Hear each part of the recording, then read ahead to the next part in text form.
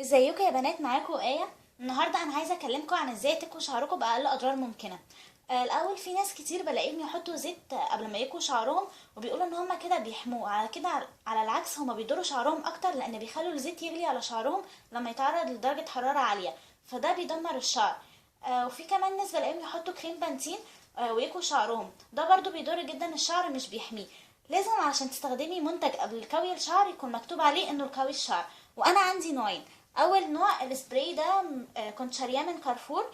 اسمه اهو، مش عارفه اقراه الصراحه، تقريبا جوتوبي بس مش متاكده يعني.